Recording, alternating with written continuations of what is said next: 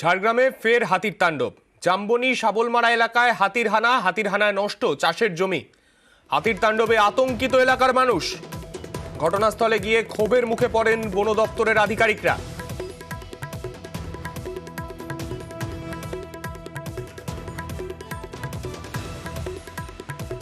হাতির হানায় নষ্ট হয়েছে বিস্তীর্ণ অংশের চাষের জমি এবং আতঙ্কিত এলাকার মানুষ। আমাদের সঙ্গে রয়েছেন আমাদের প্রতিনিধি রাজুর থেকে জানতে চাইবো, রাজু, একের পর এক এই ঘটনা আমরা দেখছি ঝাড়গ্রামে। প্রতি সপ্তাহে 2 থেকে 3 বার এই খবর আমাদের সামনে উঠে আসছে। ঝাড়গ্রামে হাতির হানা এবং তার জেরে সাধারণ মানুষ ক্ষতিগ্রস্ত হচ্ছেন।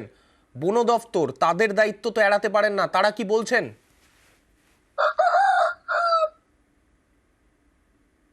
দেখো সন্দিক, প্রথমেই বলবো এই শাবলমারা এলাকায় সাত সকালেই হাতি যেভাবে হাতির দলটি প্রবেশ করে এবং চাষের জমির উপর তাণ্ডব চালায়, তাতে কয়েকশো বিঘের ফসল, যদি বলা হয় বিঘের পর বিঘের ফসল নষ্ট হচ্ছে প্রতিনিয়ত।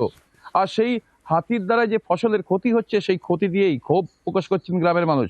সাত সকালে যখন বনকর্মীরা সেখানে গেলে, ঘটনাস্থলে গেলে বনকর্মীদেরকে বিক্ষোভ দেখায় গ্রামবাসীরা। তাদের বক্তব্য যে হাতি আসছে অথচ বন দপ্তর পৌঁছচ্ছে না কেন।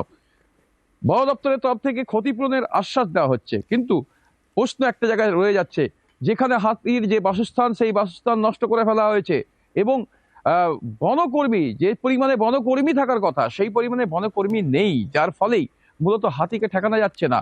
আগে বছরে 2 বার হাতি আসতো, এখন সারা বছর হাতি থাকছে, সেক্ষেত্রে সংখ্যায় অনেক বেশি। আর হাতি কখন কোন এলাকায় ঢুকছে তা নিয়েও চিন্তিত হয়ে পড়েছেন বন দপ্তর। কারণ হাতির যে গতিপথ ছিল সেই গতিপথ পরিবর্তন হয়েছে। হাতি যে পথ দিয়ে আসতো সেই পথে অনেক জায়গায় বাধার মুখে পড়তে হয়েছে হাতির দলকে, যার ফলে বিভিন্ন দল বিভিন্ন জায়গা নিয়ে ভাগ হয়ে বিভিন্ন নজরদারির অভাবকে কি দায়ী করছেন স্থানীয়রা?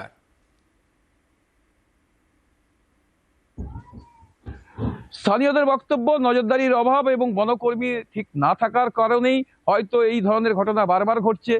সেক্ষেত্রে সেই জায়গায় একটা প্রশ্ন থেকে যাচ্ছে, কারণ বন দপ্তরের এক অংশের কর্মীরাও তো স্বীকার করে নিচ্ছে যে তাদের বনকর্মী সেই অর্থে নেই, যার ফলে তারা ঠেকাতে পারছে না। কারণ রাতের অন্ধকারে যখন হাতি আসছে, যে পথ দিয়ে হাতি আসছে সেই পথে যখন বনকর্মী গিয়ে পৌঁছাচ্ছে, ঠিক দেখা যাচ্ছে তার বিপরীত পথ দিয়ে আরো হাতি ঢুকে যাচ্ছে অন্যদিকে। সেক্ষেত্রে ঠেকাতে তো একটা অসুবিধা হচ্ছেই। আর এই নিয়ে মানুষের ক্ষোভ রয়েছে।